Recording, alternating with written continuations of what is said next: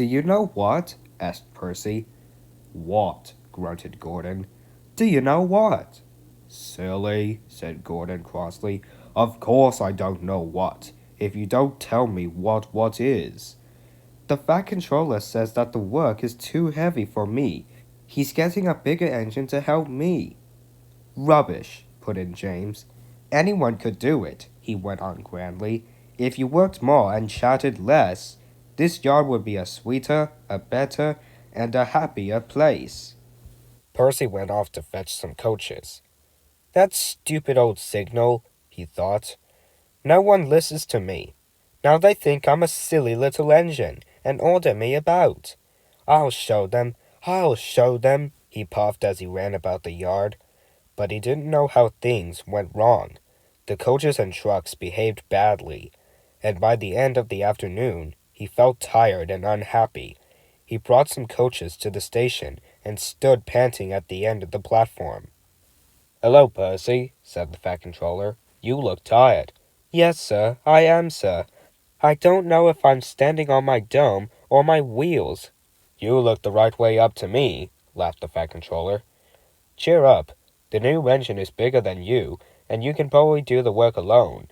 Would you like to help build my new hub at Thomas's Junction? Thomas and Toby will help, but I need an engine there all the time. Oh, yes, sir. Thank you, sir, said Percy happily. The new engine arrived the next morning.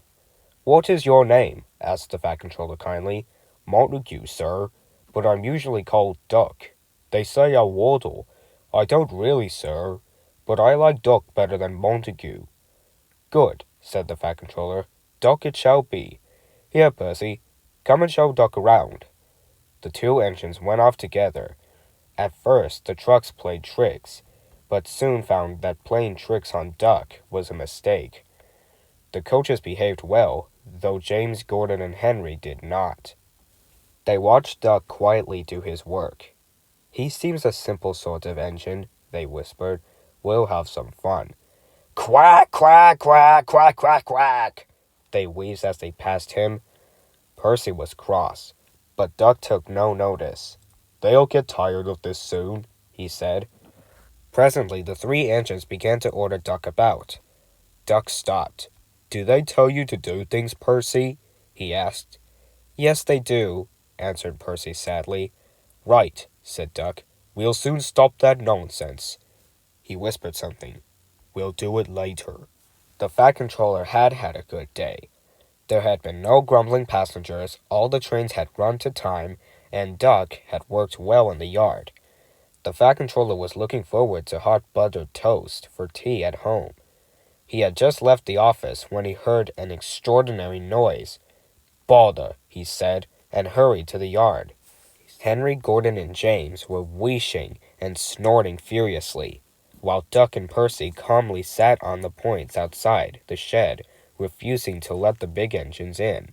Stop that noise, he bellowed. Now, Gordon, they won't let us in, hissed the big engine crossly. Duck, explain this behavior. Big pardon, sir, but I'm a Great Western engine. We Great Western engines do our work without fuss. But we are not ordered about by other engines. You, sir, are our controller. We will, of course, move if you order us. But begging your pardon, sir, Percy and I would be glad if you informed these, engines that we only take orders from. The three big engines hissed angrily. Silence! Snapped the Fat Controller. Percy and Duck, I am pleased with your work today, but not with your behavior tonight. You have caused a disturbance. Gordon, Henry, and James snickered. They stopped suddenly when the Fat Controller turned on them. As for you, he thundered, you've been worse. You made the disturbance. Duck is quite right. This is my railway, and I give the orders. When Percy went away, Duck was left to manage alone. He did so easily.